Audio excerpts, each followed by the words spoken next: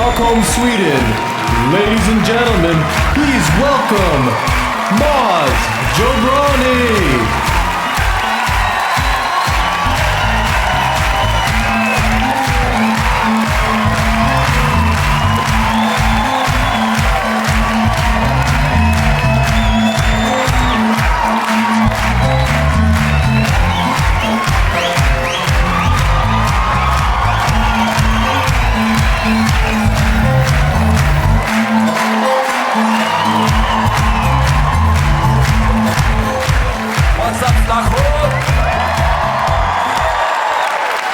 How are you guys? Wow. Hello. Thank you for coming. I'm so excited. We're shooting this here. I'm so excited. Hur mår du? I've learned some Swedish, right? Hur mår du? How are you? Jag mår bra. I am good. Hur mår du? Jag mår bra. Hur mår du? I love you guys. It's nice. You guys speak English too, but I don't understand you.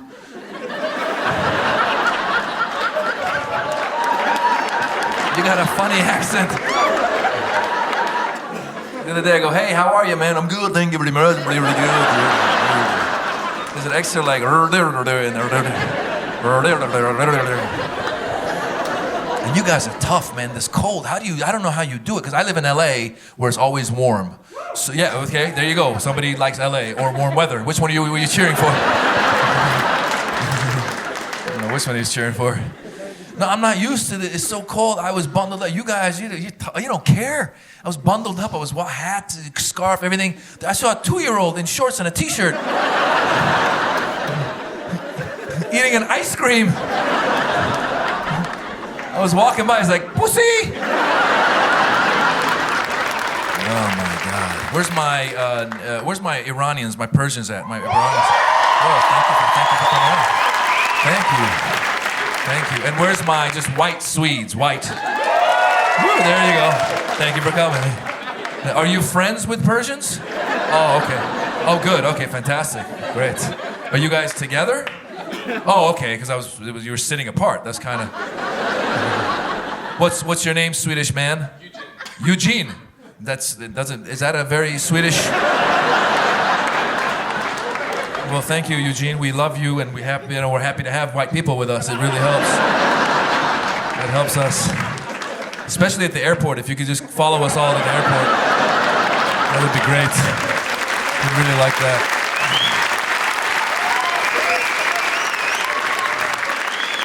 You should be able to just dial a friend. You know, Eugene, I'm going to the airport. I'll be there. I'll come with you. Just kind of see us off. Oh, that's funny, man. Iranians, we've had a pretty... What's your name, Iranian guy right here? Arvin. Arvin. Why'd you think about it for a second?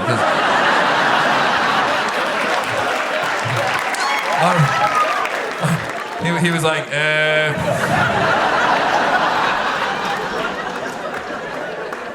Arvin. You thought about it, huh? Arvin. You weren't sure. Is Arvin? Arvin, we've had a pretty good year. Iranians in the West, we've actually had some good news. Like we won the Academy Award.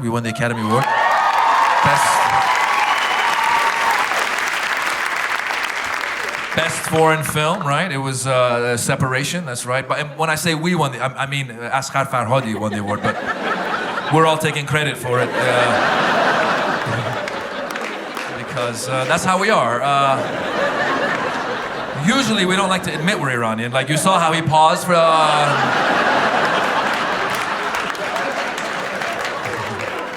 Usually, you know, we're like, no, I'm not. I'm Armenian Iranian. So I'm actually Armenian, not really Iranian. I'm from the north, like near.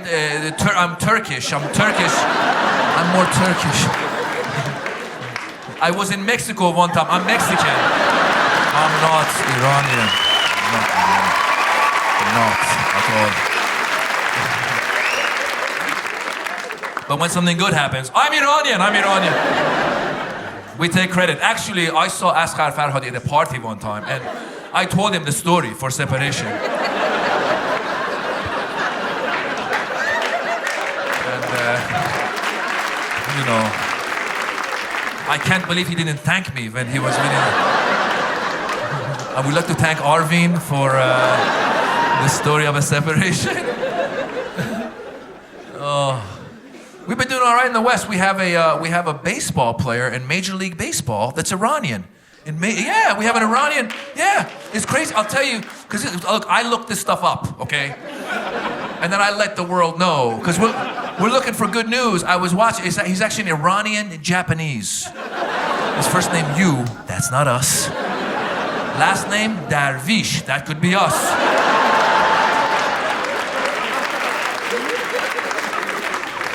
I looked it up. He's half Iranian, half Japanese. We'll take credit. I don't care, half, whatever. He's like our own Barack Obama. That's what it is. We will take half. This guy is half of us. Yeah, man, it's been a good year. So I had a good year last year myself. I had a baby last year. Thank you. Thank you, guys. Thank you. I mean, I didn't. My wife had the baby. I was there. Because a lot of guys nowadays, they say, we had a baby. No, man, we didn't do crap. Has anyone here had a baby in the past couple years? Anyone here had a baby past couple years? Over there? Where? Over there, sir? There you go. Well, not you. Your wife did, right? How old's your baby? Yeah, congratulations. Where's your wife? Home. There you go.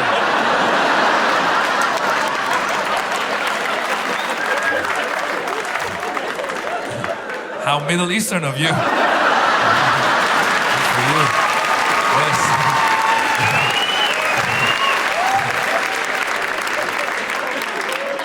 Woman, I am going to the show. You take care of the baby. I might come back. I don't know. Is it a boy or a girl? Congrats. Is it your first kid? First kid? Way to go, man. Way to go. And what's your name? What's your name? Fatima. Why you guys all pause? All the Eugene, right away. Eugene. Arvin was like, Arvin. You went like this. Your hand answered. You went, Faramas. Why not?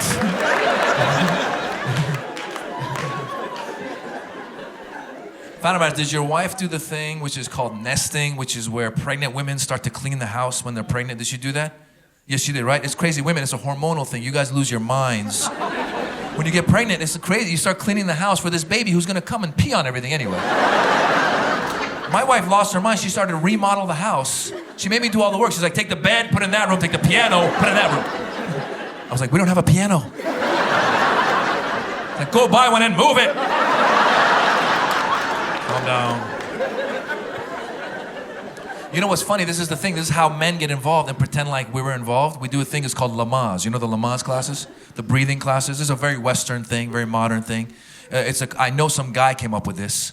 It's a thing where it's we say, okay, we will become their breathing coach during pregnancy. And when they're having the baby, we'll remind them to breathe. And then we will have the baby together. When has a pregnant woman ever forgotten to breathe? Everybody was yelling,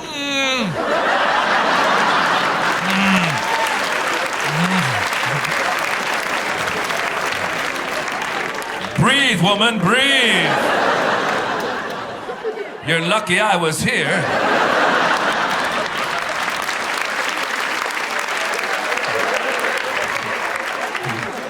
We had the baby together. And Lamaze is a very Western thing, by the way. We have it in the US. I know you guys have it here. Like in the Middle East, they don't have Lamaze. I was doing shows in Qatar, and this one Qatari guy, I asked him, I go, do you guys have Lamaze? He goes, Maz, what is Lamaze? You know, the breathing class? He goes, Maz, Habibi, when my wife, when she wants to have the baby, I drive her to the hospital, I drop her off, she has the baby, I pick her up.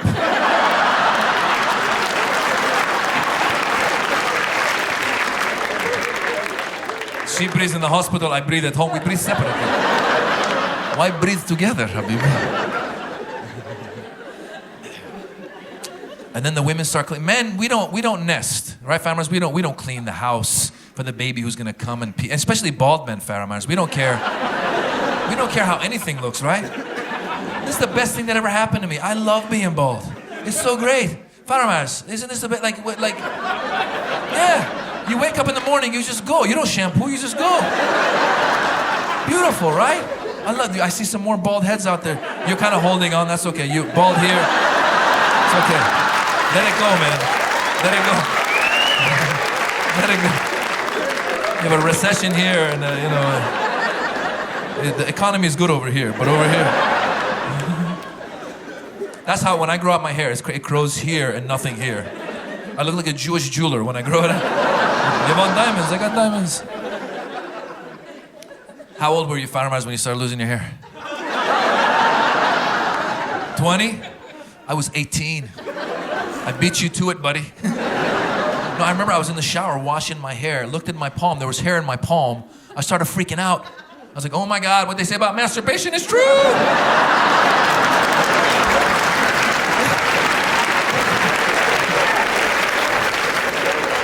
Then the rest of my hair fell. I was like, oh, I'm going bald, that's okay. Oh my God. Did you go to the doctor to see what they had for the baldness? You did? You did? You go there, you go, what do you have? He goes, I got Rogaine and Propecia. I go, are there any side effects? He goes, possible erectile dysfunction. Then what's the point, right? Have a full head of hair, but nothing's working down there. Go on a date, hey baby, how you doing? What's happening? Stay away, stay away. Stay up here, there's a lot more activity. Feel the gel, feel the mousse. Enjoy it. I said no. Now right now you guys will find out in a minute why, but I gotta find out who else is here tonight, because there's a reason with this, I'll find out. So I know there's Iranians, I know we have Swedes, just white Swedes. Who else do we have? Are there any Pakistanis in the house? Pakistan? Well, thank you, one of you, great. God bless you. Every Iranian here wants to thank you, Pakistan. Because you guys are making so much trouble nowadays. Whenever people ask me in the US, they go, hey, what's up with Iran? I go, I don't know, what's up with Pakistan? Pass them right your way. Who else we got here? Anyone else? Russian, na zdrovia. He'd kill us all right now with one finger. I got Indian. I'm actually married to an Indian woman, and both our kids look like her. And I told her, I said, there's a reason why there's 1 billion Indians in the world. Yeah, your guys' genes are so dominant. Anyone sleeps with an Indian, the kids are coming out Indian. Iranian, Indian, black, Indian. Friend of mine, wife's not even Indian. She had Indian food one night, the kids came out Indian.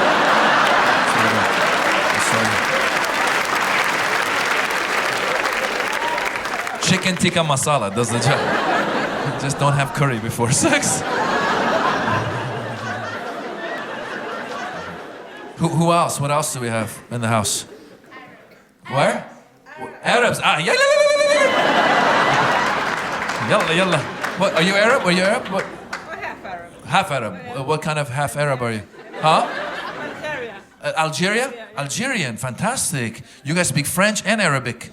Very good. I know a little bit of both. My Arabic always gets me in trouble. I know like 3 words. I know salam alaikum, which is hello. Alaikum salam is the response. Shawarma is a good food.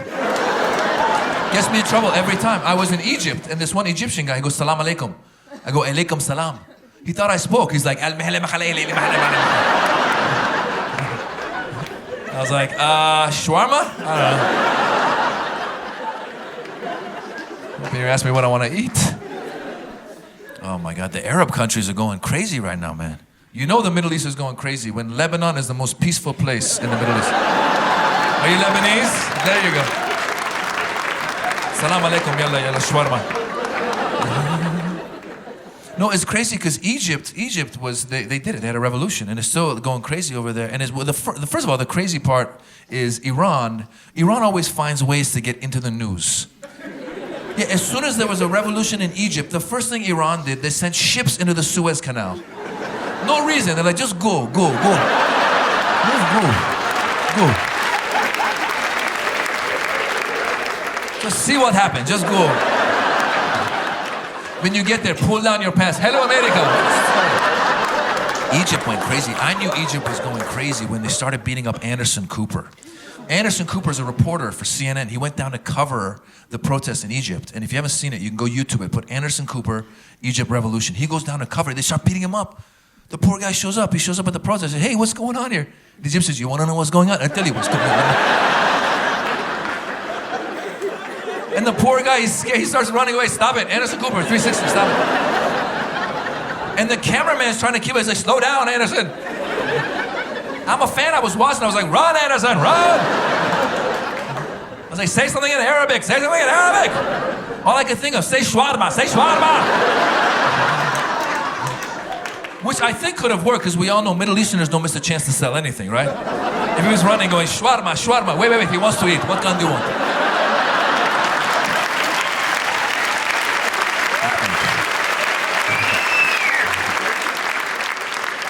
I have chicken, lamb, what do you want? I have tahini sauce. You want tahini sauce?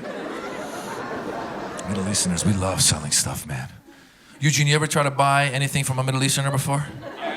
Okay, here's my tip to my friends that have never hung out with Middle Easterners, never tried to buy anything from us. Here's a tip. If you're ever in a deal situation with a Middle Easterner, if they say, my friend, you're about to get screwed. Okay? They are not your friend. Because Eugene, I actually fell for this one time, because I grew up in America. I forgot about the whole my friend rule. I was in Morocco. I was visiting Morocco, and I was walking. At the time, I was just out of college, living with my mom, so I had a little room. I had nowhere to even put a rug, so I should not be going into a rug store. But I'm walking by the Moroccan guy, my friend. He's at the rug store, my friend. And I was like, me? Oh, yeah, my friend, come on. I was like, he's so nice, he's my friend. I went there, Eugene, they give you free stuff. He goes, have a seat here, have minty, have some minty. Started giving me free minty. I was like, wow, this is so nice. We're friends, he's giving me tea. Then a little time goes by, he goes, my friend, today's a beautiful day. My friend, which 10 rugs would you like to buy? I go, no, man, I live at home. I got nowhere to put a rug. I'm okay. He goes, my friend, relax, have some minty. Shh. My friend, which 3? Take 3 rugs, just go. I go, no, I can't. I don't have a place to go. Shh. Minty, relax. Then he goes, my friend, look at my kids. They have to eat. Buy the rugs. Eugene, I bought 3 rugs. I had nowhere to put them. For 6 months, I drove around Los Angeles with 3 rugs in the trunk of my car. Trying to sell them to relatives. Every party. My friend, come here, my friend. Come here, my friend.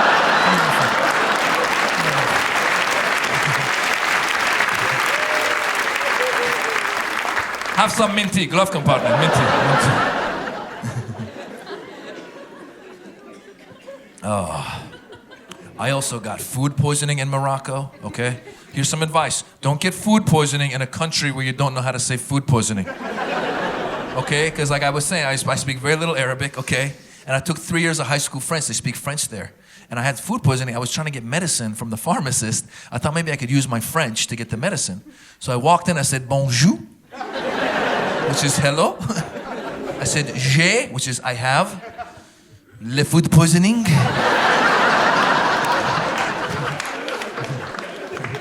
He looked at me, he's like, huh? I go, j'ai la ham ham ham. He's like, huh? I go, j'ai la bleu. He goes, oh, le food poisoning, of course. You need la Alka-Seltzer. Oh my God. Oh man. Middle East, we love selling stuff. It's in the blood. We love to negotiate too. Oh my God. I forgot how much we love to negotiate until I had an aunt come from Iran to visit me in the US. I took her to a department store. We went to Macy's. She started negotiating in Macy's. Oh, it was so embarrassing. She brought her dresses to the counter. She goes, okay, how much for my discount?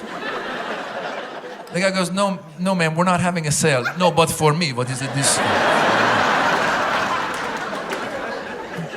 The guy goes, ma'am, this is Macy's. I'm not Macy. I can't do this.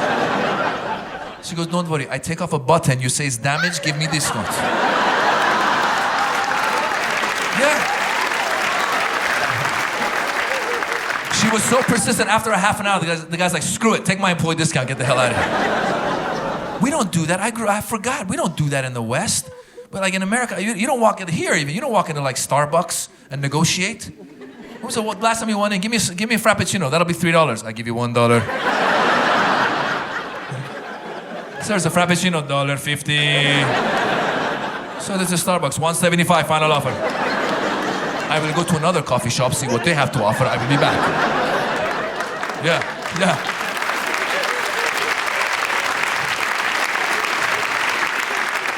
Eugene, by the way, that's the key to negotiating. You got to pretend like you have better options elsewhere, then you have a good deal. That's why Middle Eastern men were allowed 4 wives. We can negotiate them against each other. Yeah. We're like, oh, you're not giving me a blowjob? I see what she has to offer. I'll be back.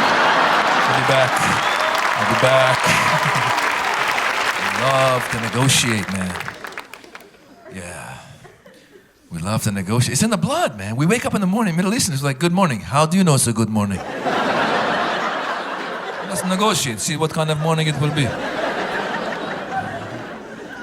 Are there any Jewish people here tonight? Any Jewish people? There we go, Jews. Are there any Lebanese, are there any Palestinians? Oh, Palestinians? Okay, oh, you guys are near each other. That's fantastic. That is beautiful.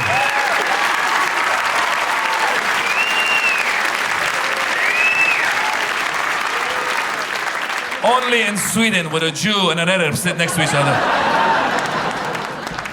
You guys should get the Nobel Peace Prize just for that. That's awesome, man. I love the fact that you guys are so close, and I hope you guys, the whole point is we got to get them together. You know what I'm saying, Eugene? And like, I don't like to get them too close. I don't like to get them too close because a lot of times fights break out when they get too close. And I'd like you both to behave tonight, by the way, okay? Palestinian, I don't want you like throwing anything at the Jew. Or if you have like rocks or, Molotov cocktails, you keep that to yourself. Jew, I want you to behave. Don't take her seat. That's her seat. Let her keep her seat. What? What'd I say? What'd I say? What? What'd I say?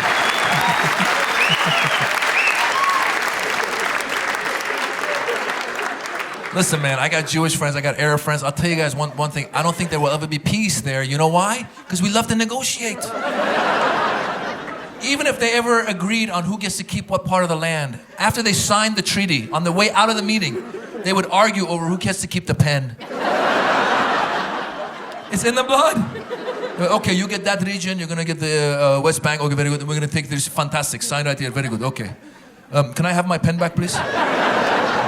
No, Habibi, I brought the pen. No, my people had the pen before your people knew there wasn't.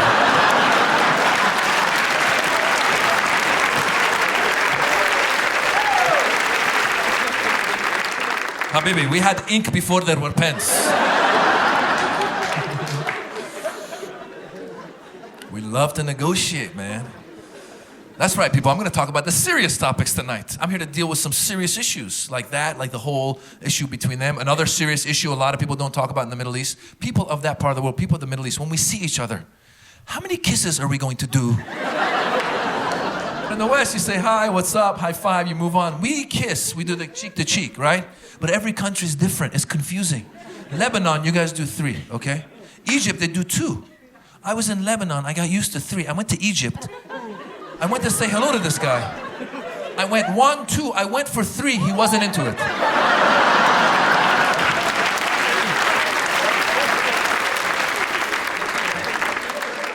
I told him, I said, no, I was just in Lebanon. He goes, I don't care where you are, you stay where you are. Then I went to Saudi Arabia. Saudi Arabia, they go 1, 2, and then they stay on the same side. They go 3, 4, 5, 6, 7, 8, 9, 10, 11, 12, 13, 14, 15, 16, 17, 18, 19, 20. It's like a night at the Roxbury. What is love? Baby, don't hurt me no more. Yeah, next time you see a Saudi, look closely. They're a little bit tilted, just a little bit. You okay, Abdullah? Yeah, I was saying hello for half an hour. I'm all right. How are you, Habibi? Iran, sometimes we do 2, sometimes 3. Someone explained to me, before the revolution it was 2. After the revolution, 3. So based on the number of kisses an Iranian does, you can tell whose side they're on. Yeah, if you go 1, 2, 3, I can't believe you support this regime. Bastard. 3 kisses. Bastard. Oh my God. Serious topics, man. It went crazy last year, man. A lot of crazy stuff happened, man. Like they killed Bin Laden. That was crazy when they killed Bin Laden. First thing I did when they killed Bin Laden, I called up my Pakistani friend. I was like, how did you guys miss him? He'd been in that town for 5 years. He's a tall guy. How'd you not see him? Was he walking around with like a lampshade over his head? Pretending to be a lamp? No, I'm not Bin Laden. I'm a lamp. I'm a lamp. Pull my arm. I'm on, I'm off. Were people walking up to him? You know who you look like? I know, I get it all the time. If I had a dinar for every time people say, I'm not Bin Laden, I'm his cousin, Jin Laden, very different. He's a terrorist, I'm a magician. Is that your quarter?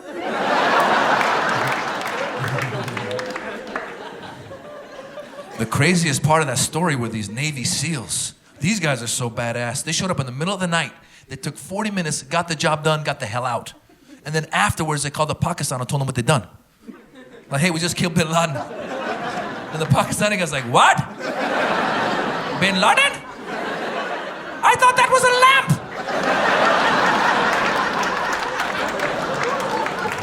lamp. No wonder he never turned on. He was always turned off. But the Navy SEALs ruined it for every guy in here. Those guys set the standard so high, we'll never live up to it. My own wife was like, why can't you be more like a Navy SEAL? I was like, what do you mean? You want me to go around killing enemies of the state? It's like, no, I want you to show up in the middle of the night, take 40 minutes, get the job done, get the hell out. Damn! I told her I could show up, take 2 minutes, get the job done, get the hell out. I'll be an elite force. I like that joke because the first part, women are always like, that's right, 40 minutes, ha ha ha. Second part, guys are like, that's better, Moss, 2 minutes, you just fix that shit. Just fix the expectations for the...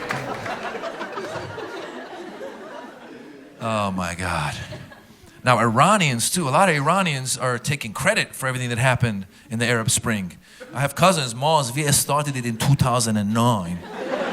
With the Green Movement, we started it. We had in 2009 when the protests were happening, I went to one in Los Angeles, in support of the Green Movement, and I realized something really fast. I realized that the president of Iran, Mahmoud Ahmadinejad, his name is a chant-proof name. It's a really long name. It's hard to chant. I was in the rally, people were marching, they're going, down with the dictator, down with the dictator, down with Khamenei, down with Khamenei, down with Ahmadinejad.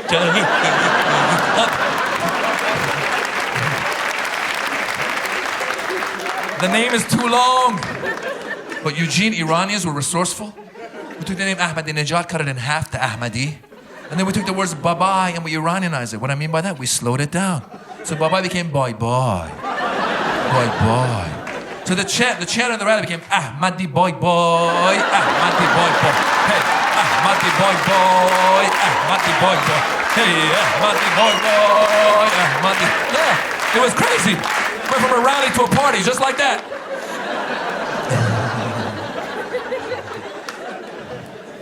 I gotta tell you guys something. I did that joke a little while back in Dubai. In the middle of it, I was like, oh my God, I'm really close to Iran. I started freaking out. I thought after the show, some guy gonna show up, be like, hi, I'm Ahmadi, let's go bye-bye.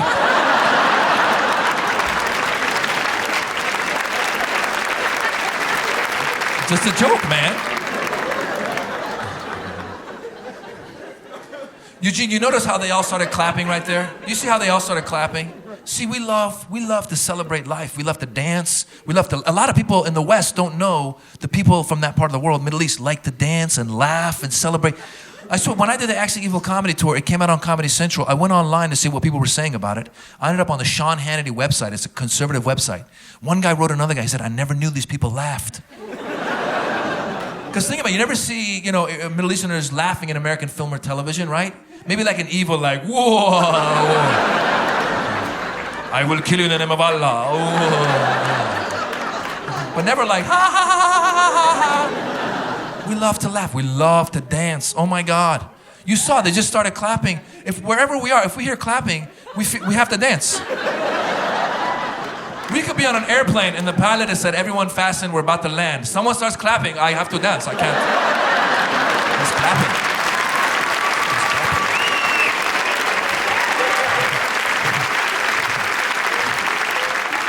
Try it. Next time you're landing, just start clapping. Some Middle Eastern guy will get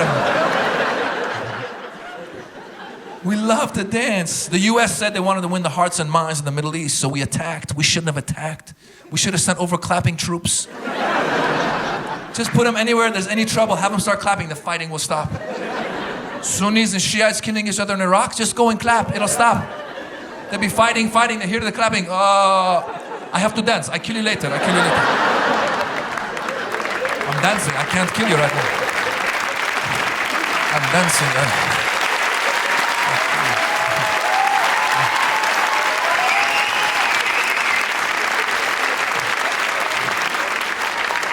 Next week, I call you, then I kill you. We call you. We make It's in the blood. Eugene, you ever been to one of our parties? You ever been to the Persian party? Okay, here's my advice to my Swedish friends, my white friends. Oh, if you've never been to a Persian party, here's the advice. If you ever go and you don't want to dance, get out of the room. Because they will track you down. You could be hanging out in the corner and be like, oh, look, the Persians are dancing. Whatever, I'm just going to hang out, have a pistachio, relax. Look, Eugene, come on, Eugene, come on. Like, no, I don't feel like it. Eugene, I don't feel. And then they start a chant, which basically translates to Eugene must dance. Eugene must dance. Yeah, they go, Eugene bayad beraqse. Eugene bayad beraqse. Yeah, you see that? Yeah, exactly. Yeah. I'm trying to make a point. They want you to dance right now. That's how crazy. There you go. Oh yeah. There you go. Look, beautiful. I love it. Yeah. I love it. Yes. That's how we roll. Did you see? With the clapping, you said you never danced, but you were dancing Persian. It's in the rhythm. You're like, oh my God. It's fun, man. We celebrate life. And it's not just us, the Arabs too. The Arabs, you guys celebrate too. If you ever go party with the Arabs, what you're gonna wanna do is you're gonna wanna rest your hands for like a month before you go. Because the rest of the world, they clap like this, okay? The Arabs, they take all those years of fighting and oppression, being in the sun. Eugene, ready, Habibi? Yeah. Yalla.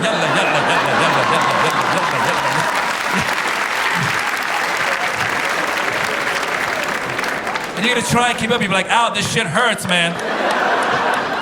How long is this song? Till the sun comes up, Eugene. Till the sun comes up.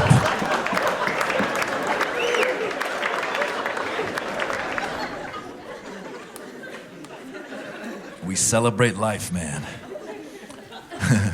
Now, the reason I was asking about the different ethnicities, this is why. Because anyone who comes from an immigrant background, no matter where you're from, whether it's the Middle East or Asian or Latin America, whatever, anyone that comes from an immigrant background, back me up on this. Immigrant mothers have their own remedies whenever something happens to you. Like when I was losing my hair, my Persian mom, I swear, Maz, you don't need the Rogaine and the Mogaine. Okay, you don't need the cocaine and the mocaine. Cocaine, where'd that come from? Maz, you're losing your hair, Maz. What you do? You take an egg.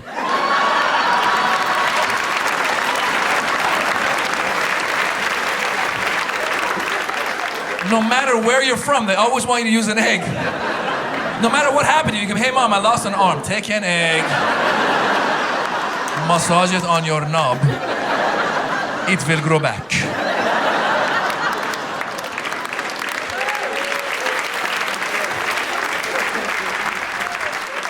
In the form of an omelet, but still, you will have an armlet. Faramas, I was losing my hair. My Persian mom, Maz, take an egg, massage into your hair, add some baking soda, yeast, and butter. Sit for 2 hours. I was desperate. I tried it. Yeah. 2 hours later, I called her back. I go, Mom, it's a cake. She goes, happy birthday!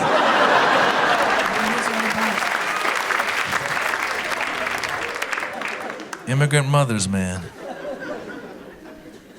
Oh my God.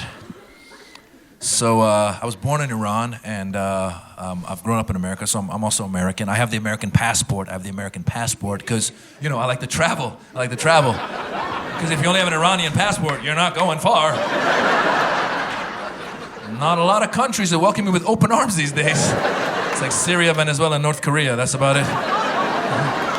You're like, Dad, are we going to spend the summer in North Korea again? Yes, son.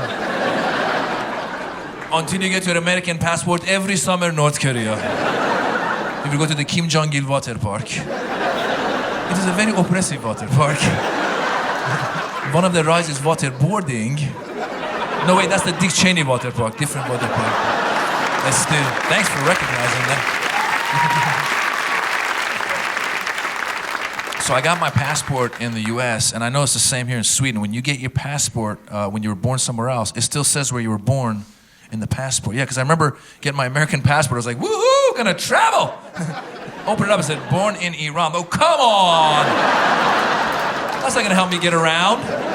It's like having bad credit. I thought I paid this shit off, man. You know what's been crazy? I've never had trouble traveling in any of the Western countries. US, Canada, Sweden, doesn't matter. You got an American passport, come on in. You know where I had trouble? With some of the Arab countries. Because some of the Arab countries don't get along with Iran. Some of the Arab countries don't get along with each other. Contrary to what some Americans think, the whole area is not one country. I don't know if you guys have the same types in Sweden, but I've run into conversations there with some people. Just bomb the whole goddamn, just bomb the goddamn. Just bomb the whole goddamn. Just bomb the goddamn. Just bomb the whole goddamn. And you try to explain, you're like, but they're different countries. He's like, then just bomb the whole goddamn. Bomb the goddamn. Yeah, man, I was doing shows in Kuwait, and I guess Kuwait doesn't get along with Iran. I didn't know this. I was going through passport control, and the Kuwaiti guy saw me coming with my American passport. He goes, oh, American, great. And he opened up, he goes, born in Iran. Wait. Then he started asking me random questions. He goes, what is your father's name? I go, well, he's passed away. His name was Khosrow. He goes, what is your grandfather's name? I go, how far back we going with this shit? He goes, just answer. I go, well, he passed away a long time ago. His name was Jabbar. Then he goes, you wait, I'll be back. And he walked away, and I started freaking out. Because I don't know what kind of crap my grandfather was into. I was going to come back and be like, we've been looking for you for 200 years.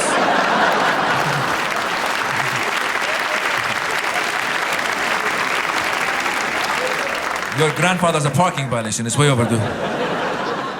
He was parked in a handicap zone. With a handicapped camel. He did not have a handicapped camel back then. You owe us $2 billion. I've done shows all over the Middle East, man. I've done shows in Kuwait, Saudi Arabia, Lebanon, or Jordan. I've never done shows in Iran.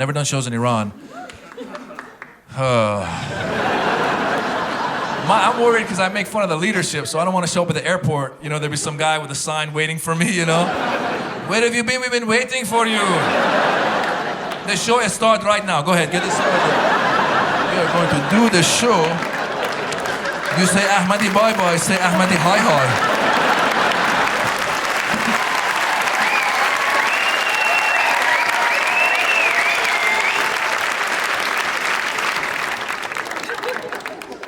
Lebanon's amazing. Lebanon, the Lebanese, you guys love your plastic surgery. I thought Lebanon, whole other level. In Lebanon, you can get a loan from the bank for your plastic surgery. It's a legitimate loan. Yeah, I swear. I didn't know this. Now, I know some of the Persian women are like, okay, that's it. We're going to Lebanon for the summer. I know what you're thinking.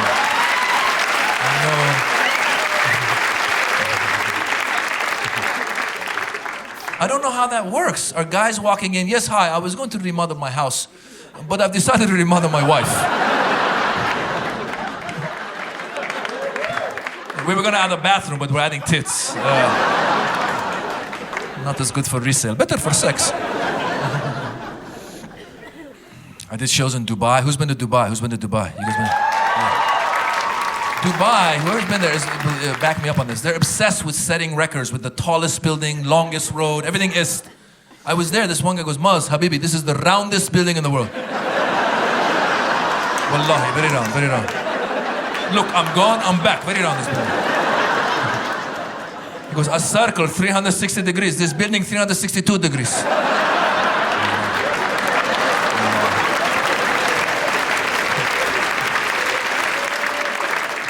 We bring engineer from Harvard. They add 2 degrees. I don't know how they do it. They have a mall there, the Dubai Mall. It's one of the biggest malls in the world. I swear, it's so big they have taxis in the mall.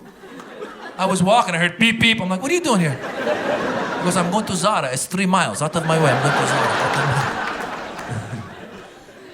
And it's crazy because there's a recession going on there like the rest of the world. You wouldn't be able to tell by the prices.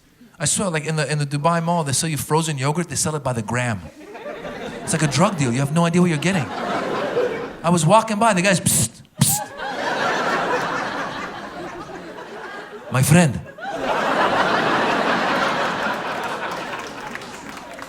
You want some frozen yogurt? Come here, come here, come here, come here, come here. I have 1 gram, 5 gram, 10 gram. How many gram do you want? I bought 5 grams, $10. I was like, what's in this? Good shit, man. Top of the line. You should try it. You should try it. And the other thing you notice when you go to this part of the world is that there's no rules and regulations when it comes to building stuff. There's no city planning. Our people build as they go. In Dubai, the hotel I was staying at, they built the hotel. They forgot to build the road to the hotel. I swear my cab driver kept passing the hotel. And what are you doing? Make a right. He's like, there are no rights. I go, what do you mean it's illegal? No, there's no road to make a right. I've been trying to get there for 1 year. I cannot make it. But you're never aware of the fact that there's no rules and regulations till you take your kids with you. I took my son when he was 2 years old, and I took him to a playground at the Dubai Mall. And I've taken my son to playgrounds all over the U.S. And when you put your 2-year-old on a slide in the U.S., there are rules and regulations. They've sprayed something on the slide to slow the baby down as it goes down the slide. Not in Dubai. I put my boy on the side, just, he took off. I went down and go, where's my son? On the 3rd floor, son, on the 3rd floor.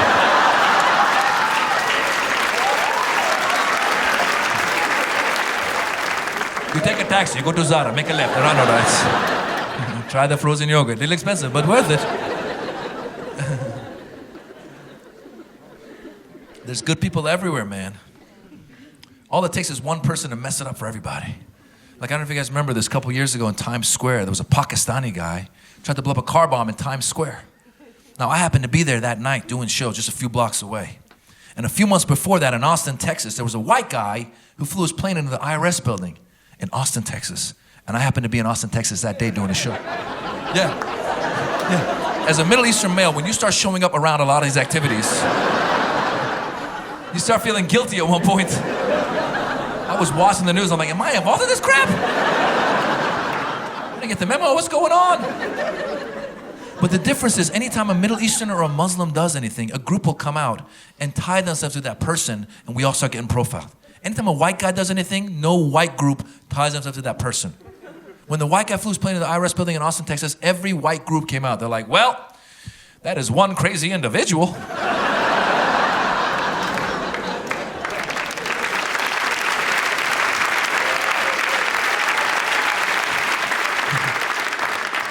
Even the Tea Party was like, he's not with us, he's not with us. Probably drinks coffee, that bastard. You might want to check the espresso party. When the Pakistani guy tried to blow up a car bomb in Times Square, the Pakistani Taliban came out and took credit for that failed car bombing. Why would you take credit for a failed car bombing? Why would you call a press conference and be like, we just wanted to say...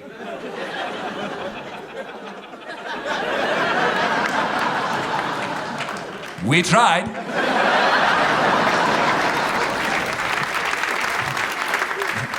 And furthermore, it is the thought that counts. And in conclusion, win some, lose some. We always get tied with that, man. Like a few years ago, there was a guy, the Christmas Day bomber, this Nigerian kid. His name was Farouk Abu Babu Bubabu or Babobu, I don't know. He just got convicted in the US, and he was this Nigerian kid, and he got tied to Al-Qaeda. We all start getting profiled. But he was one crazy individual. They all are crazy individuals. You gotta be crazy, blow yourself up, kill innocent people. He was one crazy individual. I could prove it to you right now. Where did he put the bomb? Anyone remember where he put the bomb? Anyone remember? In his pants. Thank you, ma'am. Very nice way of saying in his underwear. It was actually in his underwear. Yeah, that was a very funny laugh. That was great. The bomb was in his underwear. He was a crazy individual. Because any man in his right mind, no matter how committed to the cause, would question that one move. Just on the way out of the Al Qaeda meeting, the Nigerian guy, whoa, I have one question. I've got one question. Yeah, I've got one question. Yeah, you say I'm going to blow myself up and go to heaven, where there will be 72 virgins waiting for me.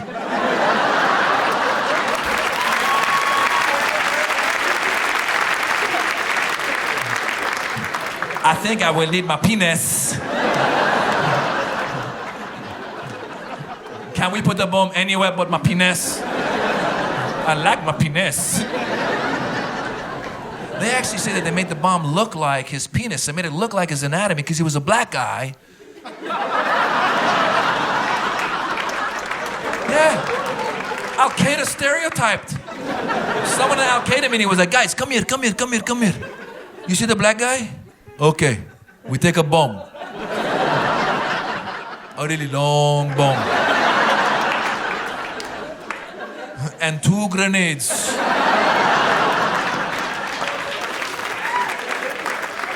And we put in his underwear, he go right through. And it worked. Security's like, oh, he's a black guy, he's well hung. Let him go. This happens 3-4 times a day. You would have thought someone in security would have noticed something weird going on in his pants. I thought someone would be, whoa, abu wabu faruku babu. Hold on 1 second. Hey, Jimmy, come here for a second. Is that a clock on his penis? There's something ticking on his penis. My penis is so big, I put a watch on my penis.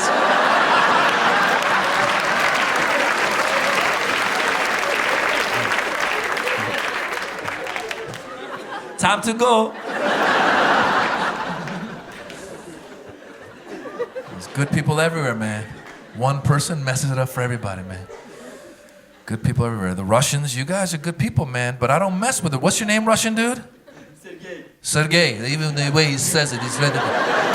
Sergey, what you going to say about me, huh? I will kill you right now. From here, I will put heat on you. You don't even know how it happened. Sergey, Russians are badass. I don't mess with Russians. This is how I first figured this out. I had a Russian guy come to my house to fix the heater. Yeah, this guy showed up. He was pissed, like he was sent by the KGB to kill me. Because usually when someone comes to your house to fix the heater, when you open the door, they smile. Hello, sir. Which way to the heater? Let's go take a look. Not the Russians. This guy just stood there staring at me for 10 seconds, like I woke him up or something. I don't know. Sergey, I opened the door. He just...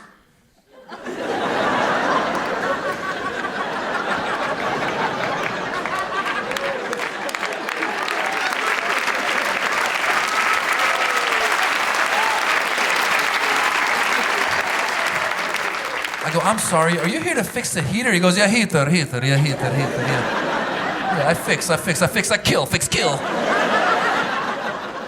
So yeah, he went over to the filter for the heater, he unscrewed it, rinsed it with water, he goes, that's $200. I go, that's it? He goes, yeah, you idiot, you could have done it yourself. I should have killed you when I had the chance. It would be easy, screw filter, kill, you'd be dead right now. You're lucky I not kill you.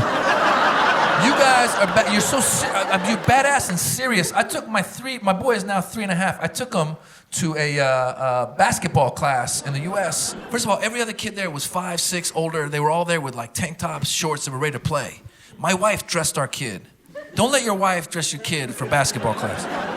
He showed up in tight Mick Jagger jeans, and a white t-shirt. He looked like John Travolta in Grease when he goes out for the track team.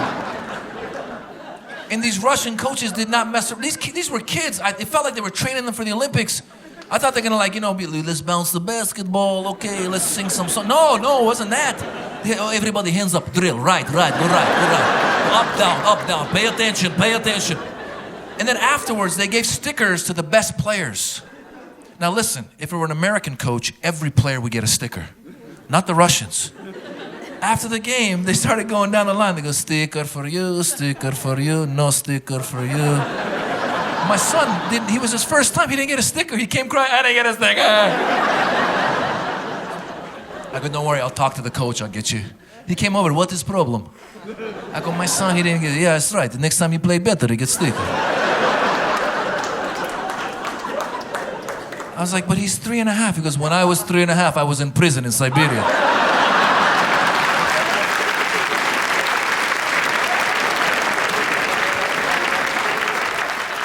Yeah, I get stickered here, I get stickered here. You want sticker? I go, no, we'll buy some on the way home, man, it's all right. Russians are so badass. You guys had an enemy of the state living in London. Remember how you killed the enemy of the state in London? You remember? They used, poison. They used polonium poisoning. Radioactive material. Who kills someone with radioactive material? The crazy ass Russians, that's who. Because I'm pretty sure normally you want to kill an enemy of the state, like you play with the brakes in the car, make it look like an accident, right? Wonder how that conversation went, right? Hey, Sergey, you would like, I will play with brakes in car. He will crash into tree, make look like accident. No, Yuri. You take polonium. You stick up his ace. Then you take Russian flag, put on forehead. When America calls, say, what happened? We say, we have no idea. He must have slipped on some polonium. Happens all the time. Russians are badass, man. Oh my God. I love having a mixed crowd, man. And like I was saying, I married an Indian woman and woo. Yeah, man. It's funny because she grew up in America, so she doesn't do the no accent, you know. My father-in-law has it. Every time my father-in-law comes, hello, Maz, hello, Maz. Nice to meet you, nice to meet you. Is that a letter in your language? Sounds like he's playing the santur. Nice to meet you.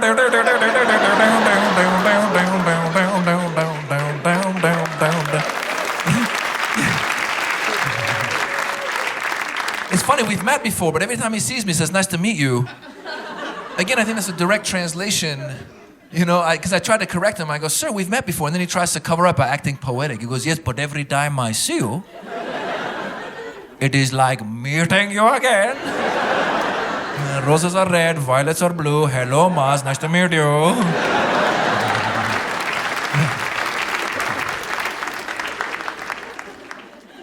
So I'm Iranian. My wife is Indian. Our nanny is Guatemalan. Our kids are confused. They don't know who is who or what is what. I swear to God. Like, they spend more time with the nanny than they do with us. Like, I think that they think that the nanny is their mother, and me and my wife are the nannies. I swear, my son's 3.5 now. Every night when the nanny's leaving, he's got a Guatemalan accent when he talks. Once he's leaving, adios, mama.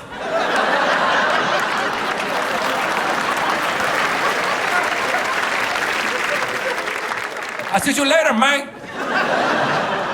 I'm gonna hang out with you two losers again. Adios, mama.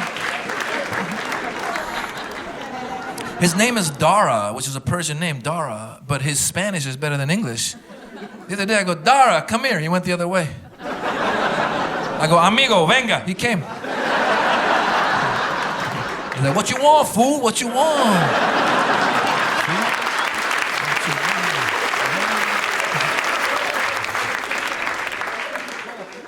And it's crazy because all the nannies in where I live in LA, all the nannies are Latina. So all the kids speak Spanish now. White, black, Asian, all of them. I went to the park. There was a little white kid trying to get some water at the fountain. I wanted to help him. I go, hey kid, you want some water? He goes, agua. I go, water, agua. I go, water, agua. I go, okay, gangbanger, agua, take it easy. But here's what's crazy is the nannies were singing a song with the kids in Spanish, and it was a call and response. So they would say something and the kids would respond in Spanish, and I speak broken Spanish, so I was able to understand every 10th word. And I was standing on the side, they were singing, I was like, this sounds like a good song. You know, the nannies were like, órale, órale. And the kids were like, ¿por qué sí, por qué no? I was like, what a nice song. Until I heard the words, la revolución.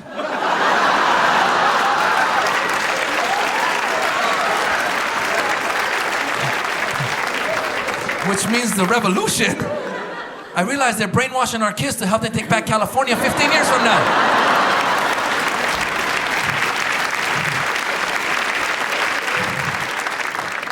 I went up to the nanny. I'm like, what's this song about? Don't worry, senor. Have some agua. Relax. I have to talk to the soldiers. I mean, children.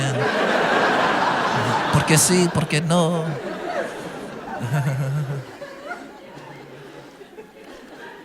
Oh, man. These kids grow up fast, right? Right, farmers, they grow up fast, right?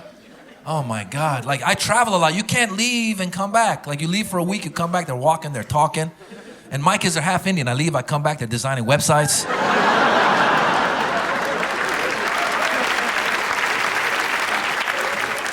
They're billionaires. They own me. You know what? Anyone who's got young kids at home will back me up on this. We love our kids, but they're so exhausting. From the moment when you have young kids at home, from the moment you wake up, your whole goal is to make them tired. From the moment you wake up, you're like, run. Climb, fly, try flying, you can fly. Fly, paint the house. Retile the roof, come on, do it. And no matter what you do when it comes time to sleep, they never want to sleep. It's crazy. There's a thing called sleep training. Again, very Western, very modern. Sleep training is when they turn 6 months old, you're supposed to let them cry it out in the crib. Then the kid learns to sleep, life goes on. Immigrants, we don't sleep train. Immigrants, we're all in the bed together. I'm in the bed, my wife's in the bed, the baby's in the bed, my mother-in-law's in the bed.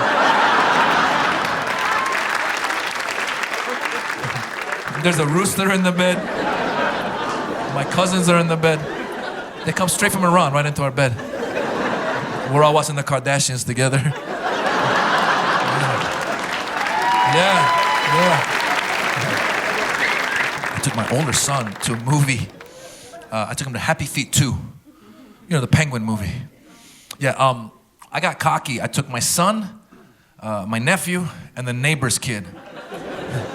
3 3-year-olds and me. Don't do this, people. It's not good. Because I'm used to going to movies with adults. When you go to a movie with an adult, adults know when they want to talk, they whisper. Right, at the movie, hey, what's happening? The penguin's lost his parents. He's going to go find them. Cool. Pass me the popcorn. Here you go. Love you. Talk later. Kids, first of all, they don't even know how to sit. The one kid was just...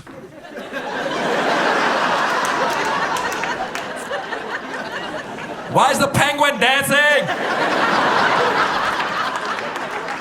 Why is he dancing? I was like, shut up, we're in a movie. He's dancing! I started freaking out, man. Then I looked around. Every parent was going through the same thing. One kid was like, they scare me. The dad was like, Tommy, I paid $20. Look at the penguins. One kid was looking the wrong way. He's like, where are the penguins?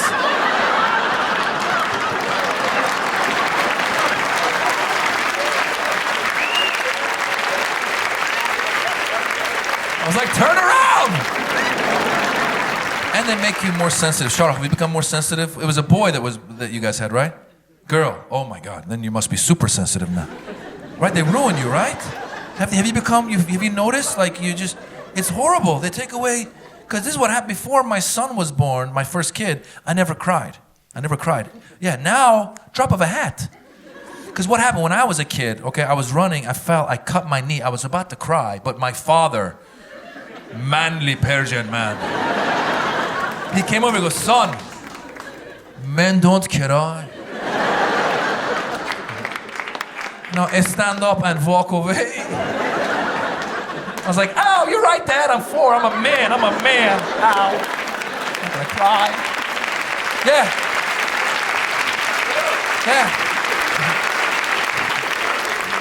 He got in my head that day. The rest of my life, anytime I was gonna cry, my father's voice would come into my head. I swear, like I went and saw the biggest tearjerker movies. I went and saw E.T. Remember when E.T. was leaving? The whole theater was crying. I was about to cry. I was like, E.T., don't go.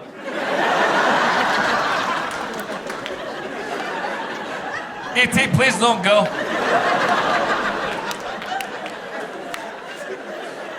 I got this close, and then my father's voice, like Darth Vader, came into my head.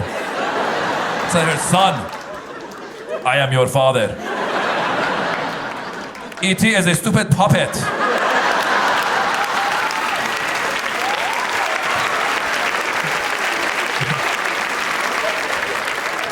Don't believe this Hollywood bullshit. Let him stand up and walk away. I was like, you go, E.T., you suck. I'm a man, I'm not gonna cry. Ever since my first kid was born, drop of a hat, anytime I see a father and a son in a film or TV program, I start tearing up. I was watching TV, there was a Tide detergent commercial, and a father was drying his son with a towel. I was like, this is the best Tide commercial ever. Look how he's drying him. I need some tissues. I think I'm getting my period. It will ruin you, man. And speaking about sensitive, the world, we're a sensitive society now. We weren't this sensitive when I was a kid. Look, we spend time with our kids. I don't think my parents spent time. I don't remember seeing my dad till I was like 5 years old. Like when I was 5, he showed up, hello son, I am your father. Where have you been? Never mind where I've been. Just don't cry. Yeah.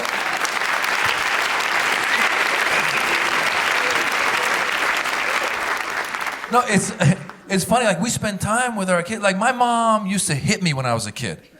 She used to hit me with hangers. Yeah, I'd be messing around. She showed up, oh boy, messing around, huh? Okay, let's go, it's hanger time. Oh, we're gonna go clean my closet? No, we're gonna go clean your attitude. Let's go. Nowadays, I would never hit my kid, but this is how sensitive we become as a society. I took my son when he was 2 years old, I took him swimming, and I gave him a strawberry to eat afterwards, and he almost like ate it in one bite. He didn't chew, he just almost sucked it up in one bite. And I was like, no, what are you doing? You gotta chew, what's wrong with you? I was like, that's wrong. And then I realized I'm kind of dumb at that age. I was like, oh, he's so stupid. And I thought it would be fun to post it on my Facebook page. I said, hey, I just gave my kid a strawberry. He almost ate it in one bite. He's so stupid. It's just a fun little thing. People were so pissed. This is how sensitive we are as a society. People started posting on my Facebook. They're like, Maz, you're stupid. You're the stupid one, you stupid person. Don't call him stupid. I was like, I didn't call him. I put it on Facebook. My mom used to hit me with hangers. I wish she would have called me stupid. This is how sensitive we are. One person wrote, Maz, you should remove this post. He's gonna grow up and find it and be hurt by it. He was 2 at the time. You know how much research you'd have to do by the time he's old enough to get on Facebook and find this post? You'd have to get on Facebook and be like, older post, older post, older post, older post, older post.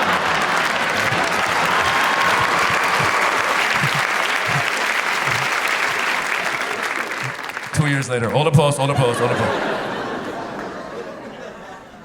And we watch our kids now. We don't let them out of our sight. Like anyone knows, when you got a kid, like when they're like in that 2-year-old range, they're the biggest threat to your kid is your own kid. They could turn anything into a weapon. Like my kid almost turned a strawberry, almost killed himself with a strawberry. You give him a bottle of water, boom, right in the eye. Like whenever I'm with my kid, I'm always within 2 feet of the kid. I feel like a Secret Service agent for a suicidal president. He's going for the strawberry, get him, get him! I don't let him out of my sight. It's crazy. We went shopping. My wife was shopping in obviously the women's department, and I was hanging out with the boy. He went into the clothing rack, started running circles around the clothes, and I was worried, so I started running circles outside the clothing rack, keeping an eye on his legs, but no one else saw his legs. They just saw me doing circles. This is how I shop normally. I like to run around. My mom never did that to me. When I moved to America, I was 6 years old. I barely spoke any English. My mom used to take me shopping with her to the department stores, and then she would just disappear. I swear, like at Macy's, she was just this, and you had to go to the cashier back then and ask them to page your mother on the pager system. I was constantly going, excuse me, my mother, where is my mother? I am from the Iran, no English.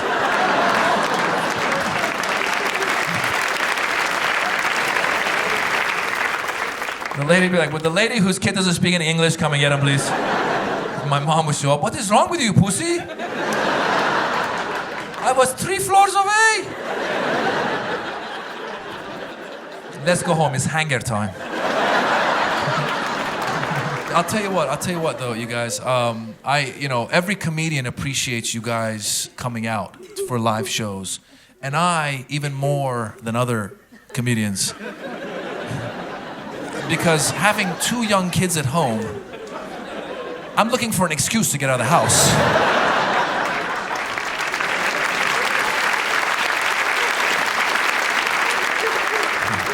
And you guys provided it. Because I'm telling you, they don't sleep. From the moment they come home, you know what I'm talking about, Firebuzz. From the moment they come home, they tell you, they don't sleep. Like when my baby first came home, they said that the baby's got to feed every 3 hours. What they don't tell you is it takes a baby 3 hours to feed before she's got to feed again. And my wife had a C-section, so I said, hey, babe, you sleep, I'll feed the baby. You know, like with a bottle, not with that. That's not going to work. So it was midnight, and the baby, I started giving her 4 ounces of milk.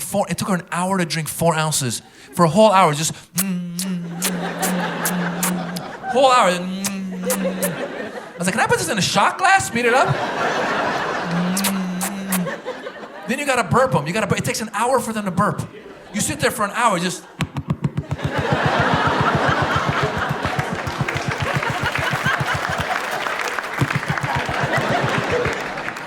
59 minutes of that. Finally, thank God. Now you think you can sleep? No. Babies don't go to sleep. They start making a funny noise to keep you up. They start going, and you're on high alert. You're like, what? 59 minutes of that. Then they sleep for a minute and they're up again.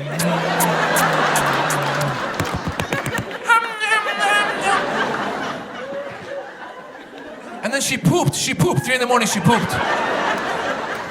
I told my wife, you had a C-section, don't worry, I'll change the baby. And the 3.5-year-old pooped at the same time. I don't know how they coordinated. I don't know if they talk baby talk, goo goo gaga goo goo, 3 in the morning. I told my wife, you had a C-section, I'll change both of them. So I had an assembly line of poopage lined up. And I went to change them. You forget how light these babies are. I went to change the baby, it was like I was changing a feather, just change the baby. Then I went to change the 3.5-year-old, felt like I was changing an elephant. I was like, what is wrong with you? You're a grown man.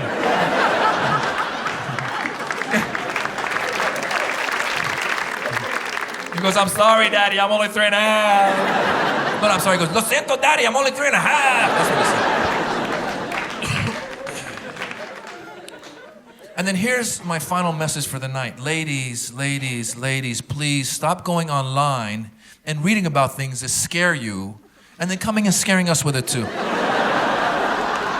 My wife is constantly telling me things we can't do. We can't eat the salmon, don't eat the spinach, don't touch the doorknob on the way out of the house, there's germs on the door.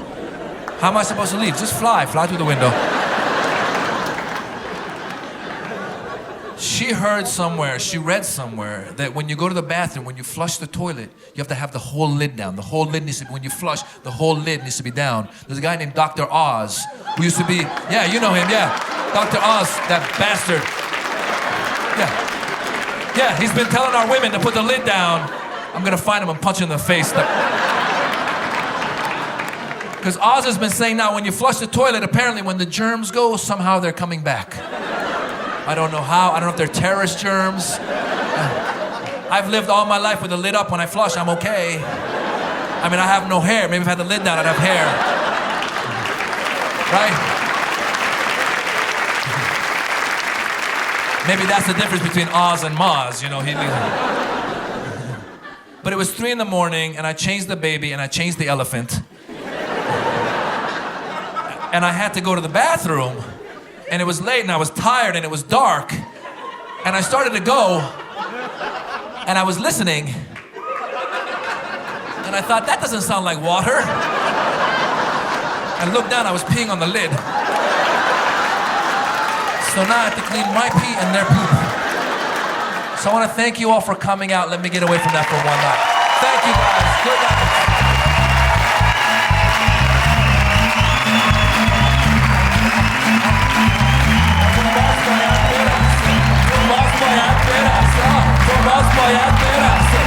Vas para allá,